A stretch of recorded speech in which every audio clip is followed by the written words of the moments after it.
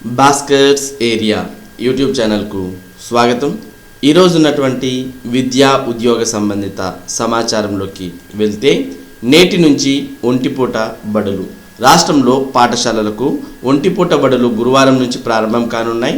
ఉదయం 7:45 నుంచి మధ్యాహ్నం 12:30 గంటల వరకు తరగతులు జరుగుతాయని పాఠశాల విద్యాశాఖ పేర్కొంది. మొత్తం 6 పీరియడ్లుగా తరగతులు జరగనున్నాయి. మొదటి పీరియడ్ 8 గంటలకు ప్రారంభమవుతుంది.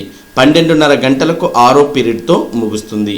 పాఠశాల ముగిసిన తర్వాత ప్రభుత్వ పాఠశాలలోని విద్యార్థులకు మధ్యాహ్నం భోజనం అందజేయాలి. మే 31 వరకు ఒంటిపూట బడులు ఉంటాయి. అమ్మఒడి కింద ల్యాప్టాప్ల ఎంపికకు ఐచ్ఛికాల స్వీకరణ. విద్యార్థుల తల్లిదండ్రులకు సీఎం జగన్ లేఖ. రాష్ట్రంలో 9 నుంచి 12 తరగతుల విద్యార్థులు అమ్మఒడి పథకం కింద నగదు లేదా ల్యాప్టాప్ కావాలనుకునే వారు ఐచ్ఛికాలను ఇవ్వాలని కోరుతూ పాఠశాల విద్యాశాఖ ఉత్తర్వులు జారీ చేసింది. దీంతో పాటు సీఎం జగన్ సంతకంతో కూడిన సందేశాన్ని విడుదల చేశారు. లేఖ చివరిలో నగదు లేదా ల్యాప్టాప్ ఎంపికకు ఐచ్ఛికాలు నమోదు చేసుకునేందుకు అవకాశం కల్పించారు. దీనిపై విద్యార్థి వివరాలు ఖాళీల్లో నింపి నగదు లేదా ల్యాప్టాప్ తీసుకోవడానికి అంగీకరిస్తున్నామని తల్లులు, సంరక్షకులు సంతకం చేయాల్సి ఉంటుంది. కోవిడ్ కారణంగా పాఠశాలలు, కళాశాలలు ఆన్లైన్లో తరగతులు నిర్వహిస్తే ప్రభుత్వ బడుల్లో చదివే పేదింటి పిల్లలు చదువుకు దూరం అవుతారని సందేశంలో సీఎం జగన్ పేర్కొన్నారు. ఎక్కువ మొత్తంలో కొనుగోలు చేస్తున్నందున 25 నుంచి 27 వేల విలువ చేసే బ్రాండెడ్ ల్యాప్టాప్లు 18,500కు లభిస్తాయని వెల్లడించారు. ప్రధానోపాధ్యాయులు, ప్రిన్సిపల్లు 19న విద్యార్థులతో ప్రత్యేక సమావేశం ఏర్పాటు చేసి సీఎం సందేశంలోని అంశాలను వివరించి వారికి లేఖలను అందిస్తారు. నగదు లేదా ల్యాప్టాప్లు ఏది కావాలో ఎంపిక చేసుకుని తిరిగి వాటిని 24 లోపు ప్రధానోపాధ్యాయులకు అందించాలి. పాఠశాల సిబ్బంది ఆ వివరాలను 26 లోపు అమ్మఒడి వెబ్సైట్లో నమోదు చేయాల్సి ఉంటుంది. మరి ఈ విద్యా సంవత్సరం నుంచి అమ్మఒడి కింద ల్యాప్టాప్ కానీ లేదా నగదు కానీ ఎంపిక చేసుకునే అవకాశాన్ని విద్యార్థులకు, తల్లిదండ్రులకు ఇచ్చిన విషయం మనందరికి కూడా తెలిసిందే. వచ్చే విద్యా సంవత్సరం నుంచి అన్ని స్కూళ్లలో సిబిఎస్ఈ. ఈ విధానంలో విద్యారంగంలో విప్లవాత్మక మార్పులు. ఉన్నత స్థాయి సమీక్షలో ముఖ్యమంత్రి వైఎస్ జగన్ ఏపీలో ప్రత్యేకంగా సిబిఎస్ఈ కార్యాలయం. 2024-25లో సిబిఎస్ఈ విధానంలో 10th బోర్డు పరీక్షలు. ఈ విధానంపై టీచర్లకు అవగాహన కలిగేలా శిక్షణ ఇవ్వాలి. విద్యార్థుల నిష్పత్తికి తగినట్లు టీచర్లు ఉండాలి. విద్యారంగంపై ఇంత ఖర్చు, ఇంత శ్రద్ధ ఎప్పుడు పెట్టలేదు. ఇంగ్లీష్లో బోధించడం, ఇంగ్లీష్లో మాట్లాడడం అలవాటు చేయాలి. అంగన్వాడీల్లో PP1లో కూడా ఇంగ్లీష్ మాధ్యమం ప్రవేశపెడుతున్నాం. ఎక్కడ తిన్నా జగనన్న గోరుముద్ద రుచిలే ఒకేలా ఉండాలి. అధికారుల పాఠశాలకు వెళ్ళినప్పుడు నిర్వహణపై దృష్టి పెట్టాలి. విద్యారంగంలో CBSE central board of secondary education విధానం విప్లవాత్మక మార్పుగా నిలిచిపోతుందని ముఖ్యమంత్రి వైఎస్ జగన్మోహన్ రెడ్డి అన్నారు. వచ్చే విద్యా సంవత్సరంలో 2021-22 అన్ని ప్రభుత్వ స్కూళ్లకు సిబిఎస్ఈ అఫిలియేషన్ రానుందని, 2024-25లో రాష్ట్ర విద్యార్థులు సిబిఎస్ఈ విధానంలో 10th బోర్డు పరీక్షలు రాయనున్నారని చెప్పారు. ప్రభుత్వ పాఠశాలల్లో మనబడి, నాడు నేడు, జగనన్న విద్యా కానుక, సిబిఎస్ఈ అఫిలియేషన్ పై బుధవారం ఆయన తన క్యాంప్ కార్యాలయంలో ఉన్నత స్థాయి సమీక్ష నిర్వహించారు. ఈ సందర్భంగా సీఎం మాట్లాడుతూ సిబిఎస్ఈపై టీచర్లకు అవగాహన కోసం శిక్షణ ఇవ్వాలని ఆదేశించారు. విద్యార్థుల నిష్పత్తికి తగినట్లుగా టీచర్లు ఉండాలని స్పష్టం చేశారు. ఒక దార్శనికతతో విద్యారంగంలో విప్లవాత్మక చర్యలు చేపట్టామని, ఇంత ఖర్చు, ఇంత శ్రద్ధ ఎప్పుడు పెట్టలేదని అన్నారు. మంచి విద్య అందరికీ అందాలి, పేద పిల్లలు గొప్పగా చదువుకోవాలన్న ఉద్దేశంతో ఈ నిర్ణయం అమల్లోకి చేస్తున్నామని పేర్కొన్నారు. ఇన్స్పెక్షన్, మానిటరింగ్ పటిష్టంగా ఉండాలని, ఇందుకోసం ఏం చేయాలన్న దానిపై కార్యాచరణ రూపొందించాలని అధికారులను ఆదేశించారు. ప్రస్తుతం ఉన్న సమస్యలను అధికారులు పరిష్కారాలు కనుక్కోవాలని, ఎడ్యుకేషన్ మానిటరింగ్ కమిషన్ మరింత సమర్థవంతంగా పనిచేయాలని చెప్పారు. ఏపీలో ప్రత్యేకంగా సిబిఎస్ఈ ఒక కార్యాలయాన్ని తెరవనుందని ఈ సందర్భంగా అధికారులు సీఎంకు వివరించారు. ఈ సమీక్షలో సీఎం ఇంకా ఏమన్నారంటే, తెలుగు, ఇంగ్లీష్లో పాఠ్యపుస్తకాలను ఇప్పుడు ఇంగ్లీష్, తెలుగులో ఇస్తున్నాం. ఇంగ్లీష్లో బోధించడం, ఇంగ్లీష్లో మాట్లాడడం అలవాటు చేయాలి. ప్రారంభంలో తడబాట్లు, తప్పులు ఉంటాయి, కానీ ప్రయత్నం చేసుకుంటూ ముందుకు వెళ్తే తప్పకుండా మెరుగుపడుతుంది.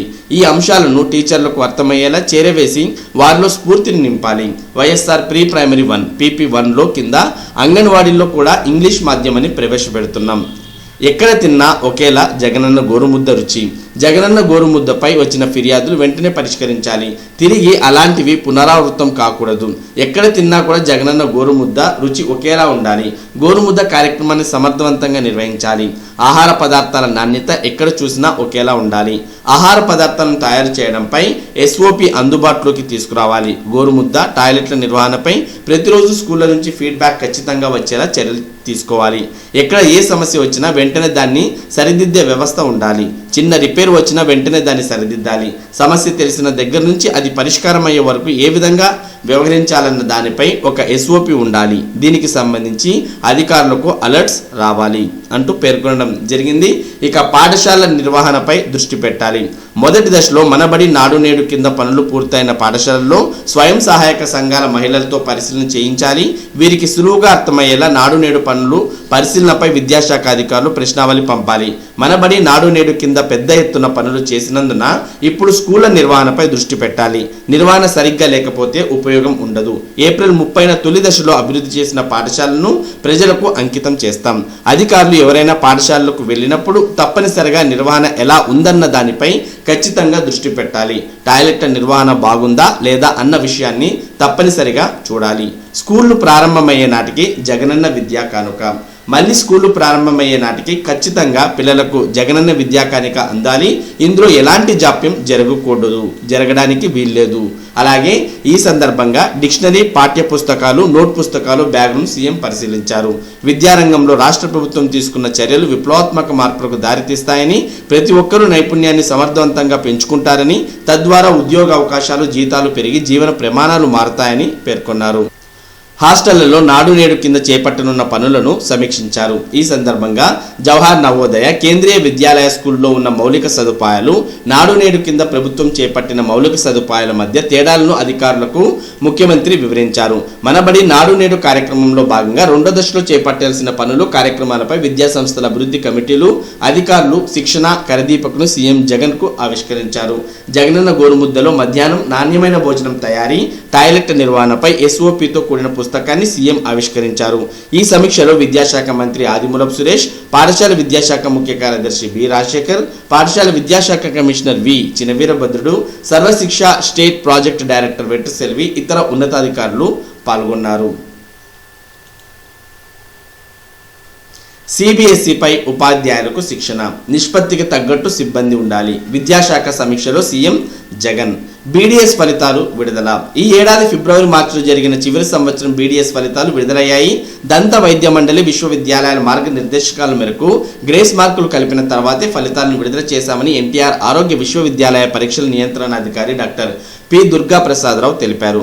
వర్చువల్ ఐడెంటిఫికేషన్ కోరే అభ్యర్థులు సబ్జెక్టుకు 2000 DD చెల్లించి ఏప్రిల్ 15లోగా ఆన్లైన్లో దరఖాస్తు చేసుకోవాలని ఫలితాలు విశ్వవిద్యాలయ వెబ్సైట్లో పొందుపరిచారు. పాన్ ఆధార్ అనుసంధానం గడువు జూన్ 30 వరకు. ఆధార్తో పాన్ అనుసంధాన గడువు తేదీని జూన్ 30 వరకు ప్రభుత్వం పెంచింది. కోవిడ్-19 కేసులు పెరుగుతున్న నేపథ్యంలో మార్చి 31 వరకు ఉన్న ఈ గడువును పెంచాలని పన్ను చెల్లింపుదారులు ఆదాయ పన్ను శాఖను కోరారు. దీంతో పాటు చివరి నిమిషంలో ఎదురైన ఇబ్బందులను దృష్టిలో పెట్టుకుని ప్రభుత్వం ఈ గడువును పెంచినట్లు కేంద్ర ప్రత్యక్ష పన్నుల బోర్డు CBDT ఒక ప్రకటనలో తెలిపింది. ప్రత్యక్ష పన్నుల వివాదాలకు సంబంధించి వివాద్ సే విశ్వాస్ గడువు బుధవారంతో ముగిసిందని ప్రభుత్వం ప్రకటించింది. గిరిజన గురుకులాల్లో రీడ్ టు మీ కొత్త కార్యక్రమానికి నేడు శ్రీకారం. దృశ్య శ్రవణ మాధ్యమాల ద్వారా ఆంగ్ల భాషా బోధన ఇంటెల్, అమెజాన్ వెబ్ సహకారంతో అమలు. నేడు విజయవాడలో ప్రారంభించనున్న మంత్రులు. ఏప్రిల్ 30న పాఠశాలలు ప్రజలకు అంకితం. 46 ఏళ్ల కనిష్టానికి PPF వడ్డీ 7.1% నుంచి 6.4% కోత. చిన్న పొదుపు పథకాలపై వడ్డీ రేట్ల తగ్గింపు, ఆర్థిక శాఖ నోటిఫికేషన్ జారీ. చిన్న పొదుపు పథకాలపై వడ్డీ రేట్లను భారీగా కోత విధిస్తూ కేంద్ర ప్రభుత్వం నిరాశజనక నిర్ణయం తీసుకుంది. PPF వడ్డీ రేటు 7.1% నుంచి 6.4%కి తగ్గిస్తున్నట్టు ఆర్థిక శాఖ నోటిఫికేషన్ జారీ చేసింది. PPF వడ్డీ రేటు 7%కి దిగువగా ఉండడం 46 ఏళ్లలో ఇదే తొలిసారని, మరోవైపు ఏప్రిల్ 1, 2021 నుంచి కొత్త వడ్డీ రేట్లు అమల్లోకి రానున్నాయని, చిన్న పొదుపు పథకాలపై వడ్డీ రేట్లను 40 నుంచి 110 బేసిస్ పాయింట్ల మేర తగ్గించింది. నేషనల్ సేవింగ్స్ సర్టిఫికేట్ NSC వడ్డీ రేటు 6.8% నుంచి 5.9%కి, సుకన్య సమృద్ధి యోజన పథకం వడ్డీ రేటు 7.6% నుంచి 6.9% తగ్గిస్తున్నట్లు ఆర్థిక శాఖ స్పష్టం చేసింది. పోస్ట్ ఆఫీస్ డిపాజిట్లపై రేట్లను కూడా 0.40% నుంచి 1.1% పెంచింది. వడ్డీ రేట్లు 4.4% నుంచి 5.3% పరిధిలో ఉన్నాయి. నేటి నుంచి ప్రారంభమయ్యే ఆర్థిక సంవత్సరం 2021-22లో మొదటి త్రైమాసికానికి సంబంధించి కొత్త వడ్డీ రేట్లు వర్తించనున్నాయి. కాగా గతేడాది కాల వ్యవధిలో చిన్న పొదుపు పథకాలపై వడ్డీ రేట్లను తగ్గించడం ఇది రెండోసారి. గత ఆర్థిక సంవత్సరం 2020-21లో కూడా చిన్న పొదుపు పథకాలపై వడ్డీ రేట్లను 70 నుంచి 140 బేసిస్ పాయింట్ మేర తగ్గిస్తూ నిర్ణయం తీసుకుంది. మరి ఇవి ఈరోజు ఉన్నటువంటి విద్యా ఉద్యోగ సంబంధిత సమాచారం. ఇటువంటి ముఖ్యమైన సమాచారాన్ని భాస్కర్స్ ఏరియా ప్రతిరోజు మీకు అందించడం జరుగుతుంది. మరి ఈ సమాచారం మీరు పొందడానికి మన భాస్కర్స్ ఏరియా ఛానల్కు సబ్స్క్రైబ్ అవ్వండి. Thank you for watching this video.